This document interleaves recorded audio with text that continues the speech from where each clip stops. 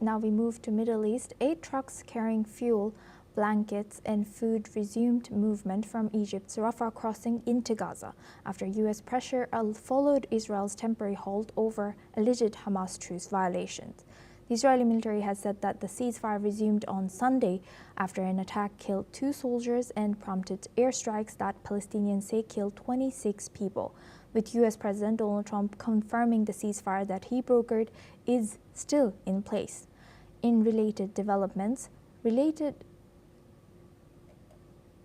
released Israeli hostage Elkanah Bobot returned home and under the hostage deal. He has thanked the supporters outside his home, broke down in tears and recited a prayer. Hamas has said that it located another hostage's body, but warned that any Israeli escalation could hinder search operations. This is what released Hostana Elka Bobot has said.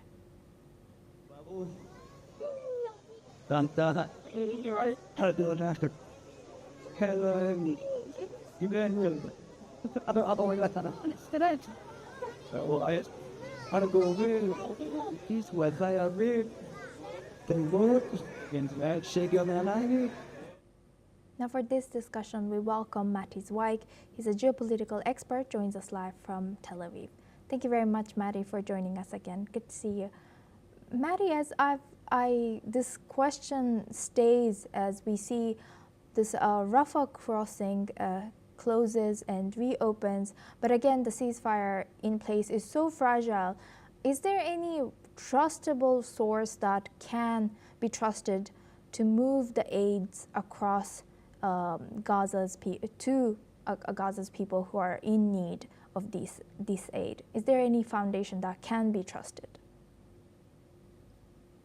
Well, I think you can trust the parts that they can be always trusted. I mean, in this case, we are talking about Israel and we are talking about Egypt. I mean, in the middle of this, you have this terrorist group called Hamas, that they are interfering. They are not fulfilling the points of the agreement. They are attacking the troops of Israel that they redeployed in the Yellow Line, and they are even killing soldiers. So with all the best will of the Israeli side, or even the cooperation of Egypt, it's hard to maintain all the time these things with no cooperation from the Hamas side. So that's what they decided. They decided not to open the Rafah crossing in this moment.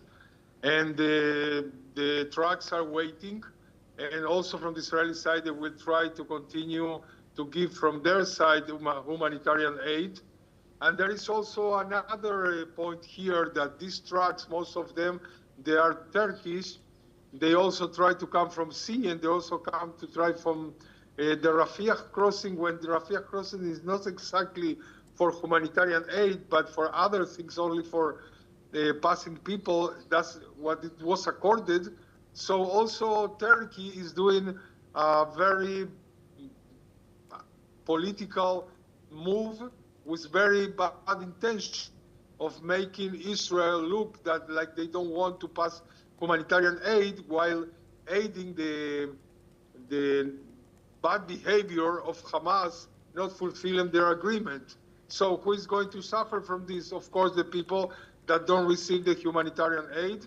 I hope that all the parts involved, like US, Egypt, Israel, also Turkey, and also the others, will put order on this so they can start doing the humanitarian aid in a normal way. Right. Thank you very much, Matti, for joining us and sharing that insight. Now we move back to Europe. French Justice Minister Gerald Darmanin has addressed the jewelry heist at the Louvre Museum that took place earlier on Sunday morning. The minister stressed that the robbery negatively affected France's image, implying a failure of security services. He further acknowledged the failure to secure the museum while assuring that investigators would soon catch the thieves. The robbers used a furniture hoist to gain access to the Apollo Gallery, which houses royal collections. The masked thieves stole 9 19th century pieces of jewelry, including a crown that was found dropped and damaged while the thieves escaped. France's Interior Minister has earlier stated that the raid took place in 7 minutes and is believed to have been carried out by an experienced team from individuals belonging to foreign countries.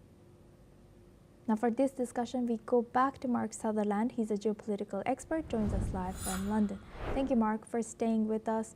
Now, looking at this news, how shocking, how shocked were you about the fact that these thieves could get into the world's most visited museum, and we would expect it to also be highly secured, especially the royal jewels?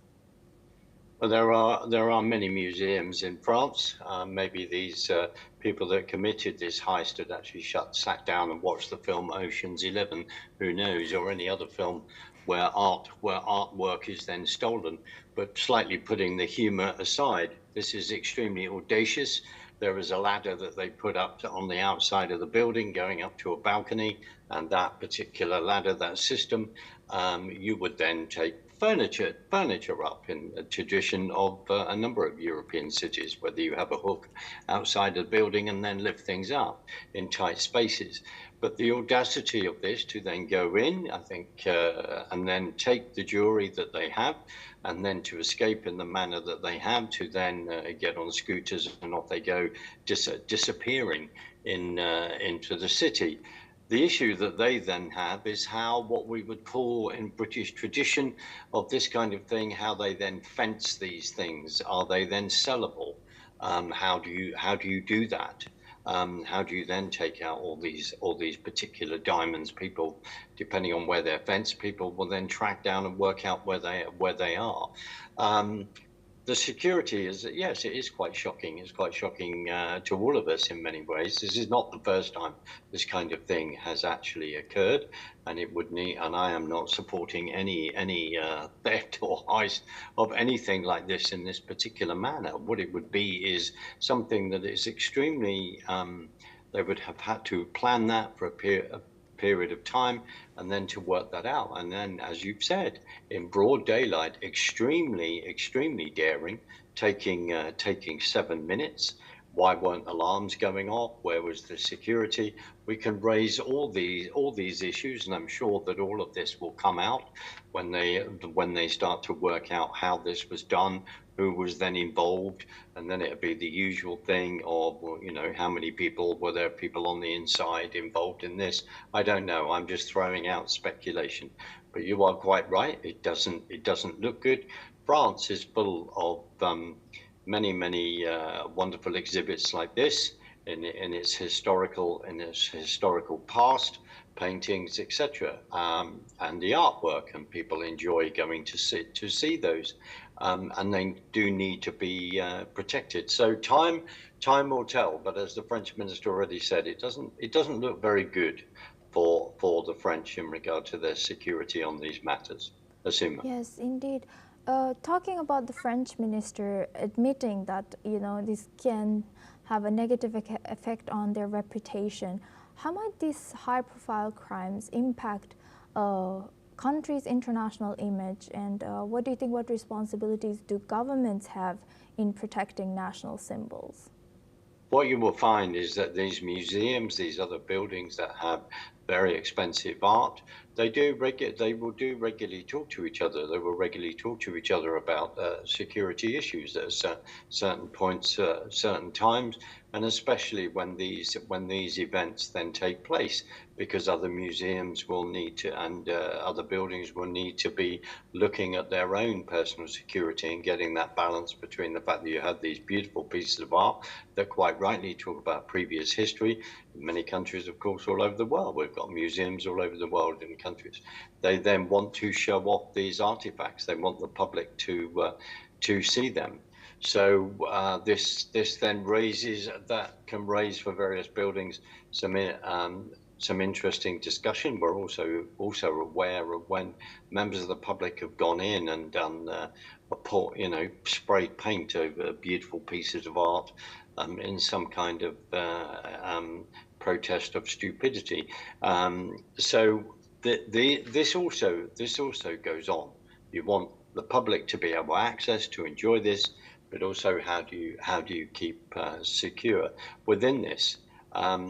As I said, I alluded to Ocean's 11 or any other films like that. Very, in history, there's been some very, very audacious actions taken in regard to this. We've had that a number of years ago in regard to a London heist in the UK, but all of the people were then caught. So the French police, the authorities, will be doing whatever they can, because it is down to the fact, as you said, looking at their own image, they will want to make sure that they're secure, and they will seek to get these crooks as quickly as possible. Assuming. Yes. Thank you very much, Mark, for joining us and sharing that insight. That was Mark Sutherland. He's a geopolitical expert, joined us live from London.